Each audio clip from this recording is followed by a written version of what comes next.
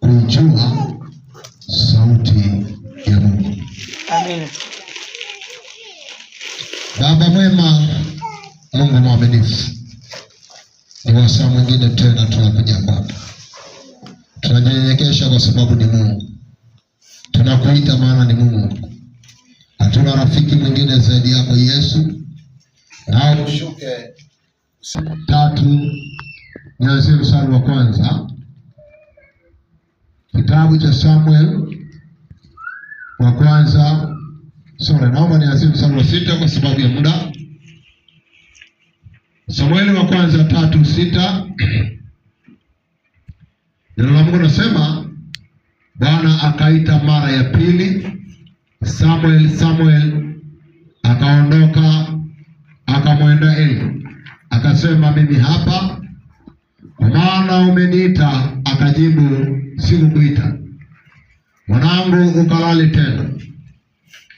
Basi Samuel alikuwa hamjui Bwana, maana Samuel alikuwa hamjui Bwana bado, neno la Bwana halikuwa bado halijafunuliwa kwake.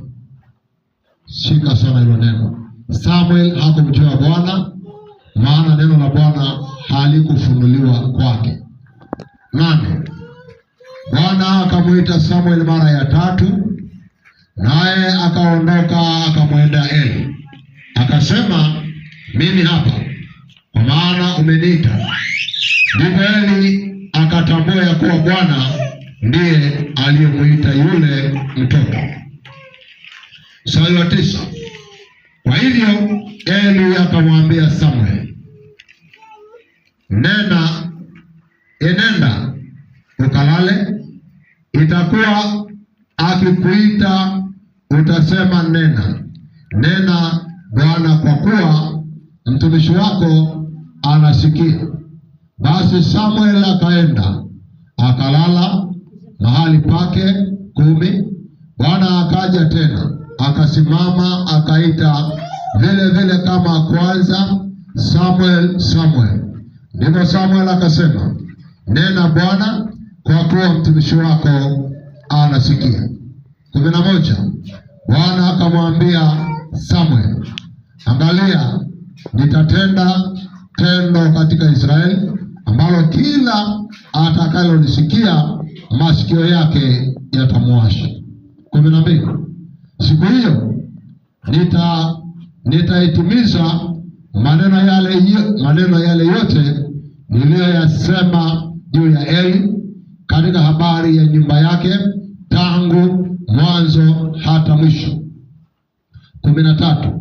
Kwa maana nimemwambia ya kwamba nitaihukumu nyumba yake milele kwa ajili ya ule uovu alioujua, kwa kuwa wanawe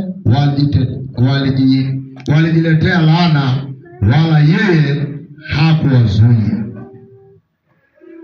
Bwana Yesu apewe sifa. Amen. Nisikilize tafadhali. Nimesoma kitabu cha Samuel wa kwanza, hii sura ya 3, nimeanzia mstari wa 6.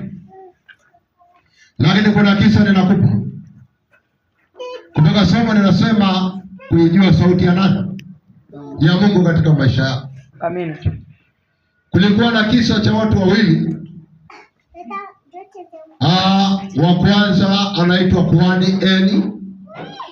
Eli huyu ndiye aliyekuwa Rama, na ndiye aliyekuwa anasimama mbele za Bwana kama mtumishi wa Mungu aliyekuwa analiwakilisha taifa au kanisa.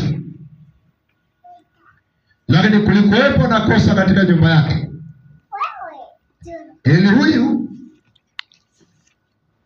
aliwapenda watoto kupita maelezo, na jambo ambalo Mungu alimkanya au alimuonya kwamba ukiendelea kuwapenda watoto wako kuliko mimi, basi mimi nitaondoka katika nyumba yako.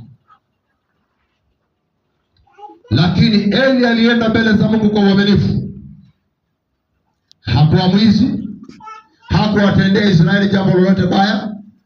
Kila Mungu alichomtuma kwa habari ya Israeli alienda akawaeleza, na alipoambia na Mungu tenda, alitenda. lakini kukawepo mtego kama nyumba yake, watoto wake, kwa maana waliowazaa yeye kwa kiuno chake hawakwenda sawa na baba yao, wakatoka kuwa kinyume na baba mzazi. Eli anasimama mbele za Mungu kama kuhani, lakini kizazi chake, watoto wake aliowazaa, wakawa kinyume na baba yao.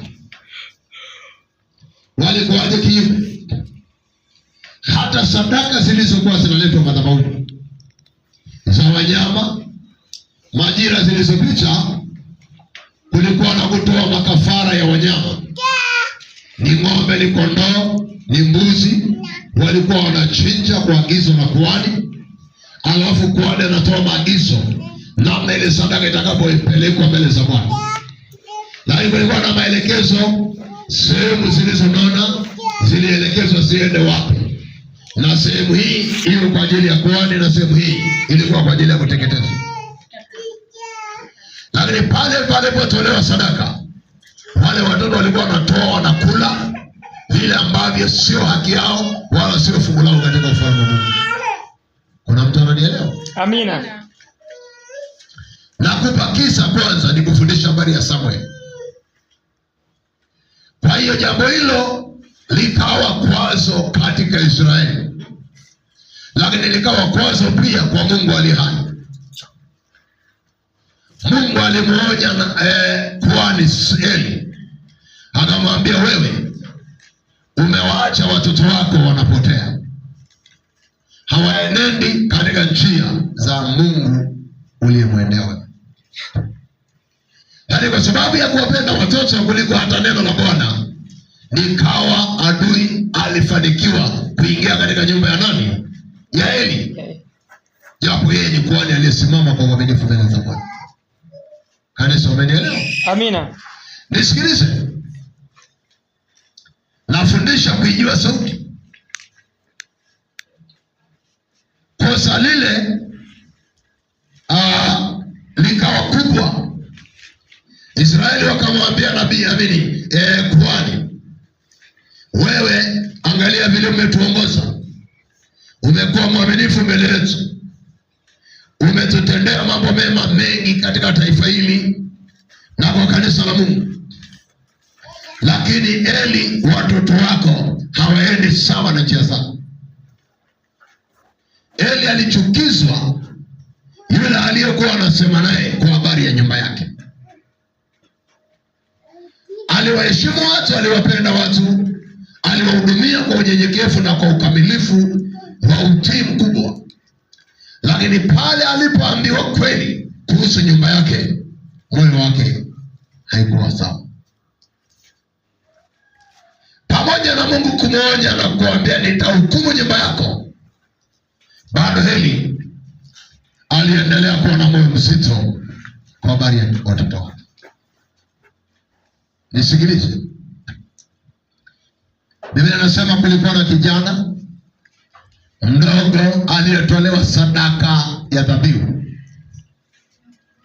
tangu kuzaliwa kwake. Kama ukienda kusoma kitabu cha Samuel ile sura ya 2, utaona Ana alikuwa mama aliyeolewa na alikuwa na yule aliyemoa, alikuwa na wake wawili, na mke mwenzake alikuwa mkubwa anaitwa Penina, alimchokoza mara nyingi sana kwamba wewe mali zote ni za kwangu na watoto wangu. Hata kama mwanaume anakupenda, upendo huo ni wa bure, maana akiondoka hivi vyote ni vya kwangu na watoto. Kanisa, tunaelewana? Amina. Kristo apewe sifa. Amen. Nisikilize.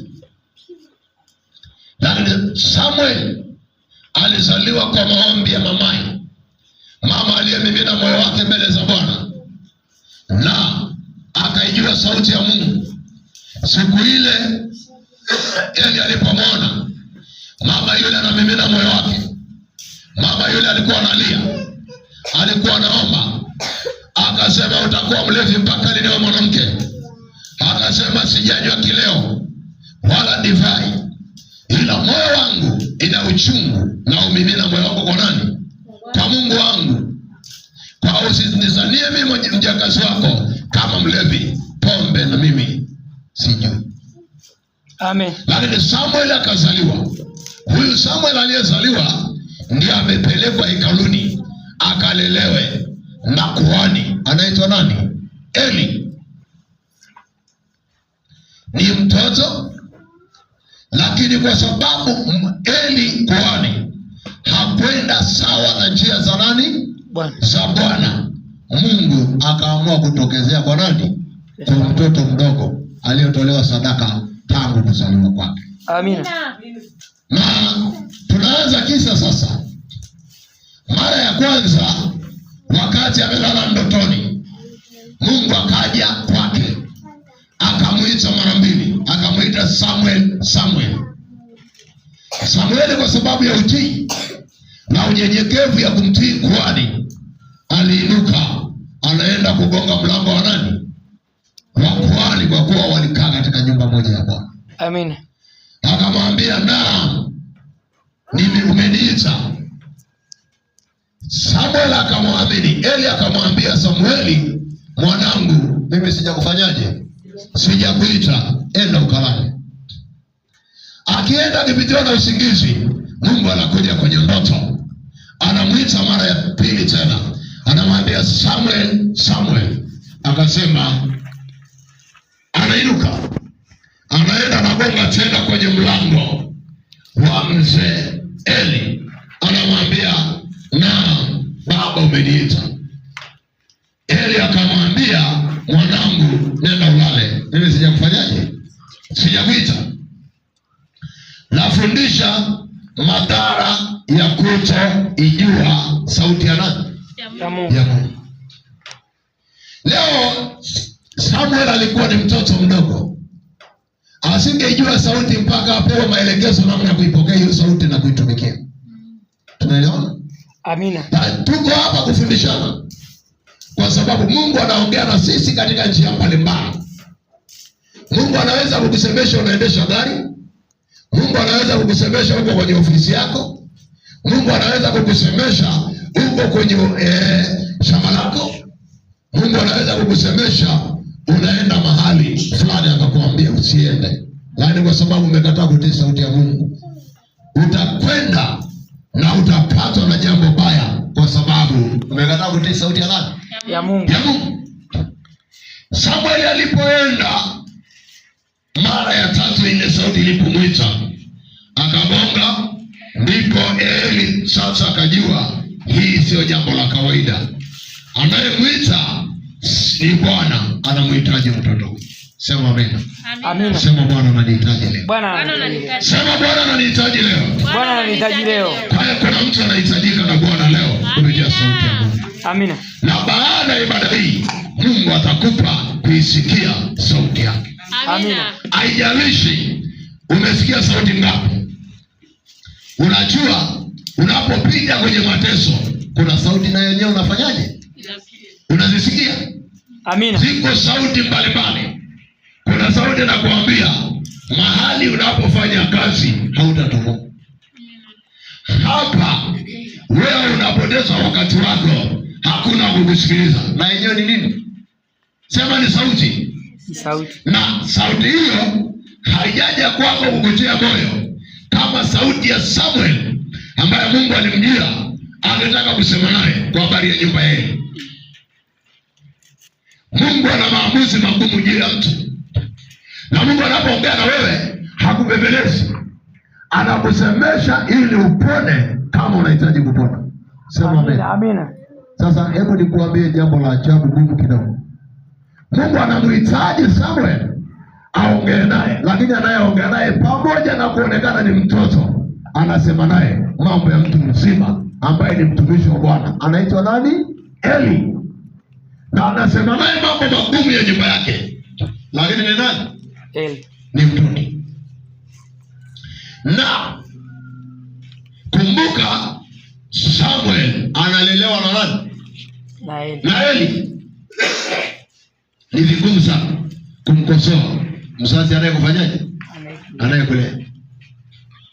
Na Mungu alileta mitihani kwa Samuel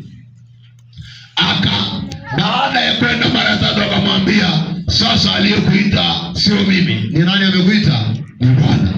Atakapokuita mara nyingine, useme hivi, sema Bwana na sema na mtumishi wako. Niko hapa, useme na nani? Na mtumishi wako. Hiyo ndio kiitikio cha kujua sauti ya Mungu. Samueli anafundisha namna ya kuwasiliana na nani? Na Mungu. Kama ninapokufundisha asubuhi ya leo kwamba tuna njia nyingi tunaenda mbele za Bwana. Tunawasiliana na nani? Na Mungu.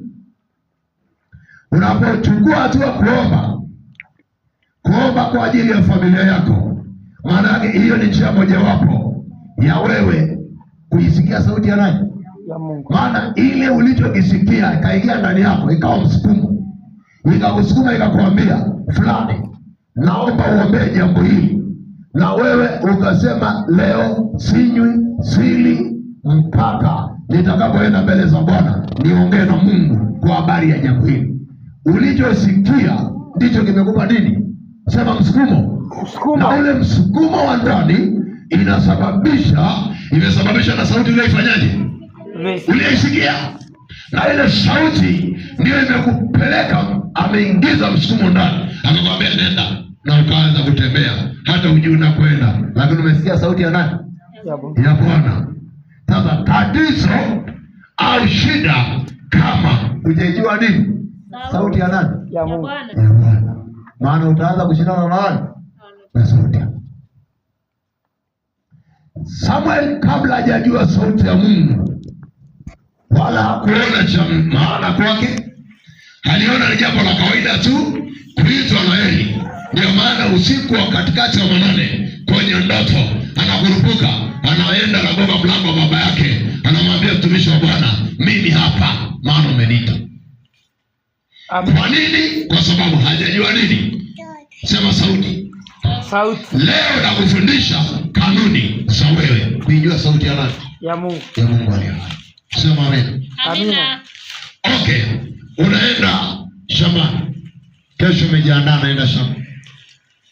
Lakini umelala, umeandaa kila kitu, mbegu umeandaa, jembe, umeandaa chochote ulichokiandaa ambacho kinatakiwa, zana za kuendea shambani.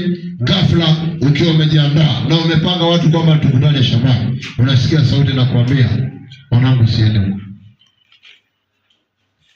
Unajua sio rahisi kueleweka, maana umewapanga watu na wako shambani, lakini umejiandaa, unataka kutoka, Mungu anakuzuia, anakuambia usifanyaje? Usiende. Sasa hapo ndipo tatizo linapoanzia hapo. Maana unasema hii sio sauti ya nani? Ni Mungu gani anakataza watu kufanya kazi? Na wakati alishatuambia yeye atabariki kazi ya nini? Ya mikono yetu. Mbona leo hii sauti inaniambia nisiende shambani wakati natakiwa kwenda kulima na watu nimeshawaandaa na Mungu ananikataza? Na hii sauti naisikia inaniambia nisiende. Si kama unanielewa? Amina. Na kufundisha kuijua nini? Sauti ya Mungu ndani yako. Saa ile utakapotii, utachukua hatua ya kuchukua simu, utawapigia watu nawaambia, nimepata dharura, naomba nitawajulisha siku nyingine tutakapoanza kazi. Kwa mtu anayejua maana ya nini? Ya sauti. Lakini yule asiyejua sauti atachukua mbegu yake, atachukua gari yake, atachukua atakachochukua, anaenda, maana hataki kusikia sauti ya nani? Na litakalompata litampata kwa sababu hajasikia sauti ya nani? Mungu. Ya Mungu. Kanisa, kuna mtu ananielewa? Amina. Nasema kuna mtu ananielewa? Amina. Nakupa kisa kimoja ambacho ni cha kweli kimetokea. Kulikuwa na watumishi walitoka semina mahali, na uelekeo wao ulikuwa ni sehemu moja. Wakiwa wanasubiri gari basi stendi, nikaja basi lilikuwa wazi na watu wakachangamkia kukata teke, lakini mmoja katikati ya wale akaisikia sauti ya Mungu ikimwambia, waambie wenzako wasipande nini? Lile gari, maana sio salama mbele. Kumbuka watu wana majukumu, wanawaza kukimbia kwa majukumu yao, alafu wewe stendi unakuja kwa kikwazo cha kuwakataza wasikate nini? pige. Akamwambia, jamani, watumishi wa Bwana, naona Mungu akiniambia tusipande hii basi, nitaenda kupata shida mbeleni. Tusubiri la pili, alafu